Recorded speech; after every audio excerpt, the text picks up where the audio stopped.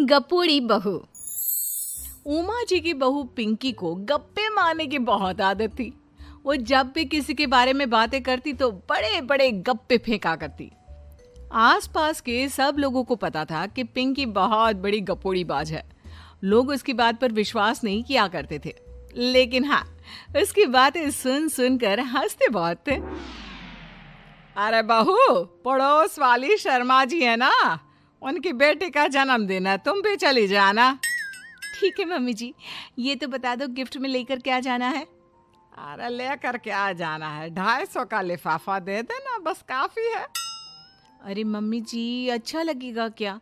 पड़ोसी हैं हमारे, हमें कुछ बड़ा लेकर जाना चाहिए। अरे बहू, इतना काफी है। जानती हैं आप, मेरे मायके में जब पड़ोस में किसी की बर्थडे होती थी ना, तो मम्मी कुछ ना कुछ गोल्ड का ही देकर भेजती थी। पड़ोसी के बर्थडे में सोना? कैसी बातें करती हो। और नहीं तो क्या, आपकी तरह थोड़ी ना लिफाफा पकड़ा दिया। पिंकी शर्मा जी की बेटी के जन्मदिन में चली जाती है। अरे आज तो बड़ी सुंदर लग रही हो साड़ी में। जी मैं तो लहंगा पहनकर आने वाली थी, मम्मी जी नहीं मानी। अरे बेटा, बर्थडे पार्टी में तो साड़ी चल जाती है, मेरा मतलब कोई शादी थोड़ी ना है। कैसी बात कर रही हैं आप आंटी जी? मेरे मायके में तो छोटे छोटे फंक्शन भी हम लोग लहंगा बनवाते थे बुटीक से, डिजाइन करवाकर। चाहे पड़ोस में किसी का जन्मदिन हो, मेरी मम्मी हमेशा बुटीक से नया लहंगा डिजाइन करवाती थी। मैंने तो ऐसा कहीं नहीं देखा, ये तो तुमने आज बड़े कमाल की बात बताई। अरे जाने दीजिए, कोई बात नहीं। और बताइए, आपकी बेटी नजर नहीं आ रही? अरे भाभी, मैं यहाँ हूँ, ये देखिए मेरा ड्रेस कैसा लग रहा है। ठीक ही है, मतलब बर्थडे के हिसाब से थोड़ा हल्का है ना। अरे भाभी, इतना सुंदर गाउन पहना है मैंने। मैं ना शादी से पहले अपने बर्थडे पर हमेशा जरी वाला लहंगा पहना करती थी, यही मैं तुम्हारी मम्मी को भी बता रही थी। इसके बाद केक काटने का प्रोग्राम शुरू होता है। सब लोग इकट्ठे हो जाते हैं। शर्मा जी की बेटी का केक देखकर पिंकी से रहा नहीं जाता। उसके अंदर का गपोड़ी बाज बाहर निकल कर आ जाता है। अरे इतना छोटा सा केक! अरे बेटा, मेहमानों के हिसाब से ही है, जितने लोग इतना बड़ा केक। आंटी जी, कम से कम 4 या 5 मंजिल वाला केक तो बनाना चाहिए था। आपकी बेटी का बर्थडे रोज रोज थोड़ी ना आता है। मेरे बर्थडे पर हमेशा पापा 4 केक बनवाते थे, सारे केक 4-4 मंजिल के होते थे। वहां पर सारे लोग उमा जी के मोहल्ले के ही थे और वो पिंकी के गप्पे मारने की आदत से अच्छी तरह वाकिफ थे, इसलिए सब लोग उसकी बात सुनकर हंसने लगे, लेकिन किसी ने पिंकी से कुछ नहीं कहा। एक दिन सुबह सुबह पिंकी ने अपनी सास से कहा, मम्मी जी, मेरे मम्मी पापा मुझसे मिलने के लिए यहाँ आ रहे हैं। अरे वाह, ये तो बहुत अच्छी बात है। उनके आने की तैयारी करो, अच्छा अच्छा खाना बनाओ। वैसे कब तक आएंगे? मम्मी जी फ्लाइट से आ रहे हैं, कल शाम को 4 बजे की फ्लाइट है। फ्लाइट? लेकिन बेटा, तेरा मायका तो यहाँ से 2 घंटे की दूरी पर है। तेरे मम्मी पापा फ्लाइट से कब से आने लगे? अरे मम्मी जी, आपको पता नहीं है, मेरे मम्मी पापा ना आधे घंटे की दूरी के लिए भी फ्लाइट का टिकट बुक करवाती है। अरे गप्पे थोड़े कम मारा करो बहू, कोई फ्लाइट से तब आएगा ना जब यहाँ पर एयरपोर्ट होगा। तुम्हारी मम्मी क्या उड़ कर आएगी घर में? अरे हाँ मम्मी जी, मैं तो भूल ही गई थी। वो क्या ना, मेरे मम्मी पापा हमेशा फ्लाइट से ही ट्रैवल करते हैं, तो मेरे दिमाग से ही निकल गया था। अगले दिन पिंकी के मम्मी और पापा पिंकी से मिलने के लिए उसके घर आते हैं। आइए आइए जी, आपका बहुत बहुत स्वागत है। और समदन जी, हमारी बेटी की कोई शिकायत तो नहीं ना? ठीक से संभाल लिया है ना आपका घर? अरे मेरी बहू बहुत समझदार है, घर का काम बहुत अच्छे तरीके से करती है। बस थोड़ा ज्यादा बोलने की आदत है उसे, आपको परेशान करती होगी ना? बात तो आपकी सही है, उसकी थोड़ा ज्यादा नहीं बहुत ज्यादा बोलने की आदत है। लेकिन कोई बात नहीं, आपकी बेटी दिल की बहुत अच्छी है, बस थोड़ा बोलती ही तो ज्यादा है।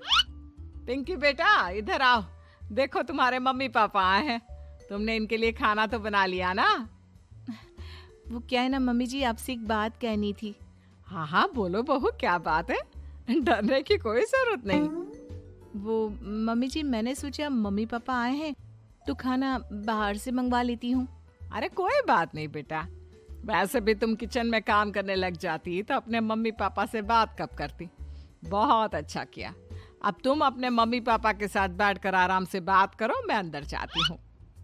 शाम का वक्त जैसे ही दरवाजे की घंटी बजी, 3-4 लोग हाथों में खाने की बहुत सारे पैकेट लेकर उमा जी के घर पहुंच गए। अरे भाई कौन है आप लोग, लगता है गलत पते पर आ गए। नहीं नहीं माँ जी, हम तो खाने का ऑर्डर डिलीवर करने आए हैं, यहीं से बुकिंग मिली थी। अरे नहीं नहीं, आपको कोई गलत फहमी हुई है, हमारे यहाँ तो 2 ही मेहमान आए हैं। आपके हाथ के पैकेट देखकर लगता है इसमें 50 लोगों का खाना है। माँ जी आपने सही समझा, खाना तो इसमें 50 लोगों का ही है, क्योंकि हमें ऑर्डर यहीं से 50 लोगों का मिला है। अरे लेकिन इतना सारा खाना, कहीं मेरी बहू ने अपनी गप मारने की आदत के चलते ऐसा तो नहीं कर दिया। ये खाना आप रख लीजिए और हमें हमारे पैसे दे दीजिए। अच्छा वैसे कितने का बिल बना है? ज्यादा नहीं, बस 10,000 दे दीजिए। उन लोगों की बात सुनकर उमा जी पिंकी को आवाज देकर वहां बुलाती है। जैसे ही पिंकी वहां आती है, खुश होते हुए उन लोगों को वहां पर खाना रखने के लिए कहती है। अरे इतना सारा खाना क्यों मंगवाया बहू? अरे मम्मी जी, मैंने आपको बताया तो था, मम्मी पापा आए हैं तो मैं खाना बाहर से मंगवा रही हूँ।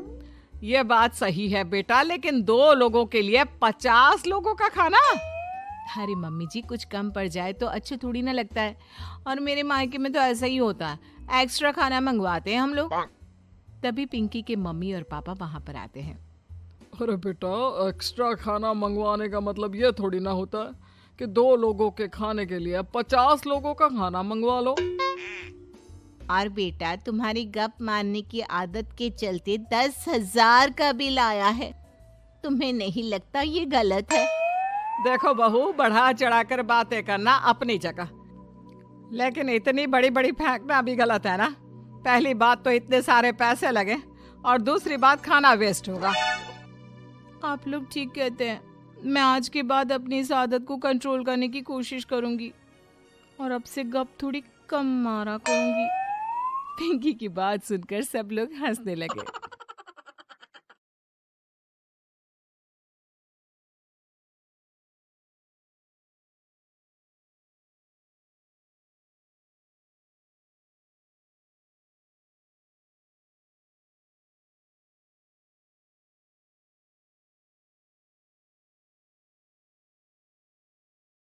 कंवारी ननद। अंजलि की उम्र लगभग 30 साल हो चुकी थी। वो एक स्कूल में टीचर की जॉब करती थी। अंजलि के घर में उसकी माँ के अलावा उसका छोटा भाई और भाभी भी रहा करते थे। 30 साल की उम्र होने के बाद भी अंजलि की अब तक शादी नहीं हुई थी। इस बात को लेकर अंजलि की माँ रुक्मिणी देवी काफी परेशान रहा करती थी। माँ, मैं स्कूल जा रही हूँ, जरा मेरा टिफिन तो दे दीजिए। अब क्या पूरी जिंदगी मैं तुझे टिफिन बनाकर देती रहूंगी? अरे कुछ सोचा भी अपने बारे में, या बस ऐसे ही? क्या माँ, सुबह सुबह फिर वही बातें लेकर बैठ गई। माँ गलत क्या कह रही है अंजलि दीदी, इतनी उम्र हो चुकी है आपकी, माँ कब तक आपकी सेवा करती रहेंगी? भाभी, मैंने माँ को कब कहा कि मेरी सेवा करो? वैसे भी अपना टिफिन मैं खुद तैयार कर लेती हूँ, बस टेबल से उठाकर देने को ही तो कहा था। वैसे अंजलि दीदी, देखा जाए तो टिफिन उठाकर देने की उम्र तो आपकी है। आपका अपना घर परिवार बच्चे होते तो ये जिम्मेदारी आज आप पूरी कर रही होती। एक बात मेरी समझ में नहीं आती, अगर मेरी शादी नहीं हुई तो इसमें मेरी क्या गलती है, और तुम सब लोग मेरे पीछे क्यों पड़े रहते हो? अरे कुछ कहना क्या पीछे पड़े रहना होता है? अपने छोटे भाई को देख, तुझसे 3 साल छोटा है, लेकिन 2-2 बच्चे खेल रहे हैं आंगन में। मुझे आप लोगों की कोई बात नहीं सुननी, जा रही हूँ मैं, और आप में से किसी को मेरा कोई काम करने की जरूरत नहीं है, मैं खुद संभाल लूंगी। इतना कहकर अंजलि वहां से चली जाती है। शाम को जब अंजलि अपने स्कूल से लौटकर घर वापस आती है तो उसने देखा कि पड़ोस वाली निर्मला चाची वहां पर बैठी हुई थी। क्या बात है अंजलि बिटिया, नौकरी करके वापस आ गई? जी चाची जी, कैसी हैं आप? मैं तो ठीक हूँ बेटा, तुम बताओ शादी के बारे में कुछ सोचा या नहीं? अरे रहने दीजिए ना, इससे तो शादी की बात करना ही बेकार है। कुछ भी कहो तो गुस्सा करती है, बात बात पर आंखें दिखाती है। माँ, आप ऐसा क्यों कह रही है? मैंने कब आप पर गुस्सा किया? अरे अंजलि बेटा, तुम्हारी माँ ठीक ही तो कहती है। 30 की होने आई हो, अब तुम्हें भी शादी वादी कर लेनी चाहिए। चाची जी, आप तो ऐसे कह रही हैं जैसे शादी करने से मैंने मना किया हो। रहने दीजिए निर्मला चाची, हमारी अंजलि दीदी को अभी तक उनकी पसंद का दूल्हा नहीं मिला ना, इसीलिए वो शादी नहीं कर रही। भाभी, ऐसी कोई बात नहीं है। अरे तो फिर क्या बात है? तुम्हारी माँ ने तुम्हारे लिए इतने रिश्ते ढूंढे, लेकिन तुम्हें कोई पसंद ही नहीं आता। क्या है ना चाची जी, हमारी ननद रानी नौकरी जो करती है, ऐसे ही थोड़ी ना किसी को पसंद कर लेंगी। अरे भाई, नौकरी का घमंड है तो बात अलग है, कोई और बात हो तो बताओ, कोई रास्ता निकाला जाए। नहीं नहीं चाची जी, कोई बात नहीं है, बस मुझे अभी तक अपनी पसंद का कोई मिला नहीं है। सुन लिया आपने? इस लड़की के तो पर निकल आए हैं और इतनी उम्र में अपनी पसंद का कोई मिलेगा भी नहीं इसे। माँ, आप मेरी शादी को लेकर हमेशा मुझे ताने क्यों मारती रहती हैं? अपनी माँ की बातें तो ताने लगती है। ताने हैं? बताओ, मैंने कुछ गलत कहा क्या? देखो, ये सब छोड़ो, मेरी दूर की बुआ का बेटा है, उसकी अभी शादी नहीं हुई है, उम्र होगी कोई 34-35 साल। आप कहें तो बात आगे बढ़ाऊं? अरे हाँ हाँ, क्यों नहीं, ये भी कोई पूछने की बात है। अरे जल्दी से लड़के को यहाँ बुला लो। माँ, आप मुझसे पूछे बिना मेरी शादी की बात करने जा रही हैं, और मेरी उम्र 30 भी पूरी नहीं हुई है। निर्मला चाची कह रही है कि वो लड़का 35 साल का है। अंजलि दीदी, आपको क्या लगता है इस उम्र में कोई फिल्म का हीरो आएगा आपके लिए? देखिए, अब पसंद और नापसंद की बात तो रहने दीजिए, पसंद करने की उम्र तो आपकी निकल चुकी। अब तो जो भी मिले उसी से शादी कर लीजिए, इसी में भलाई है।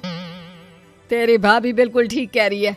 अब जैसा रिश्ता मिले उसके लिए हाँ कर देना, ताकि हम भी गंगा नहाए। ठीक है, चलिए, मैं उस लड़के को कहती हूँ, वो कल ही अंजलि को देखने आ जाएगा। अगले दिन निर्मला चाची के दूर का रिश्तेदार अंजलि को देखने उसके घर आता है। उसका नाम था अजय। अंजलि जी, तो आप नौकरी करती हैं, वो भी स्कूल में? जी हाँ, मैं स्कूल में टीचर हूँ। हमारी बेटी बहुत होशियार है। अरे पढ़ने लिखने में इतनी होशियार है, इसीलिए तो इसकी नौकरी लगी है स्कूल में। हाँ हाँ ठीक है आंटी जी, जरा मुझे भी तो बात करने दीजिए आपकी बेटी से। जी पूछिए ना, क्या पूछना चाहते हैं? अंजलि मैडम, ये तो बताइए कि आपने अभी तक शादी क्यों नहीं की? बस ऐसे ही, कहीं कोई रिश्ता पसंद नहीं आया इसलिए।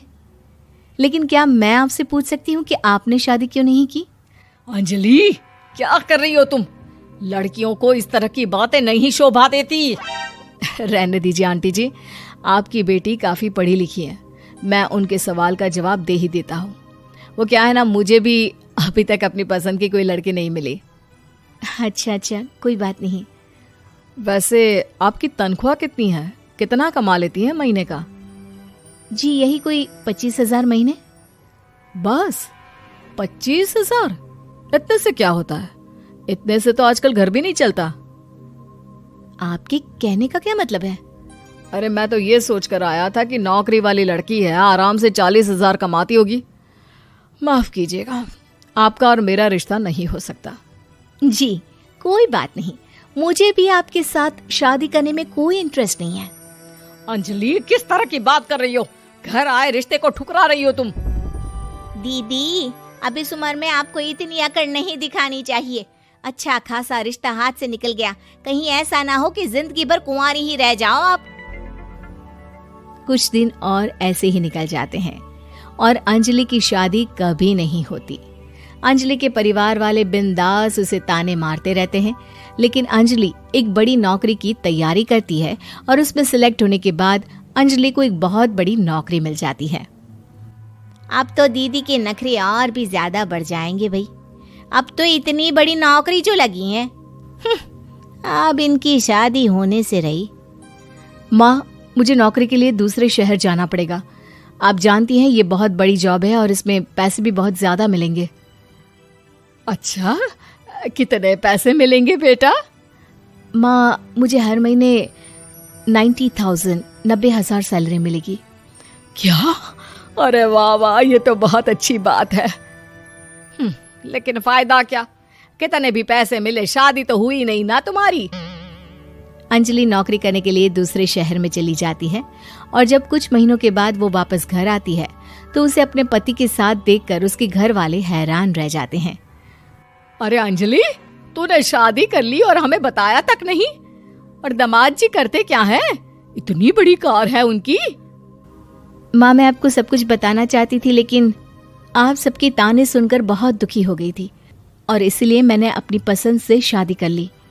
मेरे पति मेरे साथ ही ऑफिस में नौकरी करते हैं और बहुत बड़े अफसर हैं। और एक बात बताऊं माँ, आज मैं बहुत खुश हूँ।